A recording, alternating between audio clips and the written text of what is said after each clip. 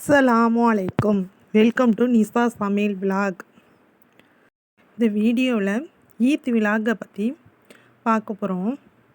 நான் பெருநாளைக்கு என்னென்ன செஞ்சோன்னு பார்க்க போகிறோம்.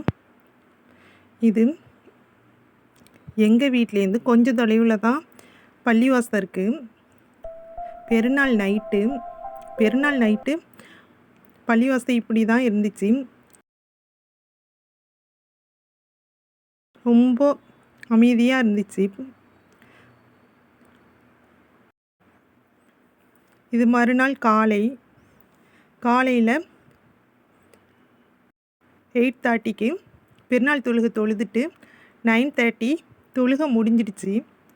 நாங்கள் வீட்டுக்கு வந்தாச்சு. வீட்டுக்கு வந்து பிரேக்ஃபாஸ்ட்டு ரெடி பண்ணி வச்சுருந்தேன். பரோட்டா, கோழி அப்பம், கடல் பாசி, வட்டலப்பம், இடியாப்பம், இட்லி, இது எல்லாம் செஞ்சுருந்தேன். நான் வரப்போகிற வீடியோவில் என் ஸ்டைல் வட்டலப்பம் நான் அப்லோட் பண்ணுவேன். இதுக்கு கறியான காய்ச்சிருந்தேன்.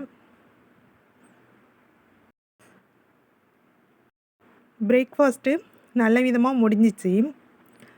ஃப்ரெண்ட்ஸு, ரிலேட்டிவ்ஸு எல்லாருக்கும் பிரேக்ஃபாஸ்ட்டு கொடுத்து விட்டாச்சு. இதில் பரோட்டா மட்டும் கடையில் வாங்கினது, மீதம் உள்ள எல்லாம் நான் தான் சமைச்சேன்.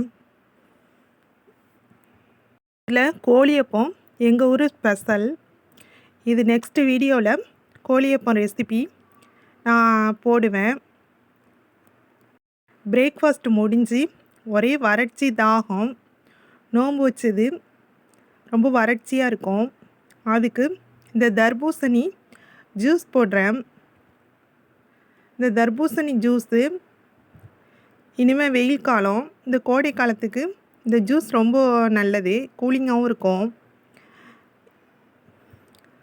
என்னோடய வீடியோ பிடிச்சிருந்தா சப்ஸ்கிரைப் பண்ணுங்கள், ஃப்ரெண்ட்ஸ் அண்ட் ஃபேமிலிக்கு ஷேர் பண்ணுங்கள், கமெண்ட் பண்ணுங்கள். என் வீடியோவில் எந்த மாதிரி ரெசிபி வேணும்னு கமெண்டில் சொல்லுங்கள்.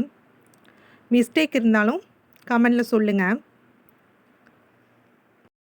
இதோட நான் சுகரை ஆட் பண்ணியிருக்கேன். இனிப்பாக இன்னும் கொஞ்சம் சாப்பிட்றவங்களுக்கு இது நல்லாயிருக்கும். இதை அப்படியே ஃப்ரீசரில் வச்சு கூலிங் பண்ணியும் குடிக்கலாம், இல்லை ஃப்ரெஷ்ஷாக அப்படியும் குடிக்கலாம்.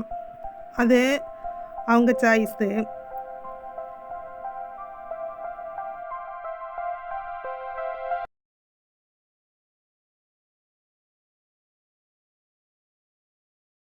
சப்ஸ்கிரைப் பண்ணுங்கள், பெல்லுங்கிற பட்டனையும் ஆன் பண்ணுங்கள். அப்போ தான் நான் போடுற வீடியோ எல்லாம் நோட்டிஃபிகேஷனில் காட்டும். இதே மாதிரி ஏதாவது ஃப்ரூட் ஜூஸ் போட்டு இனிமேல் வாரத்தில் 2 முறை எடுத்துக்கிடுங்க. இது வெயில் காலத்துக்கு ரொம்ப நல்லது. உங்களுக்கு எந்த மாதிரியான குக்கிங் டிப்ஸு போடணுன்ட்டு கமெண்ட்டில் சொல்லுங்கள். நான் குக்கிங் டிப்ஸு நெக்ஸ்ட் வீடியோவில் அப்லோட் பண்ணுறேன். தேங்க்ஸ் ஃபார் வாட்சிங்.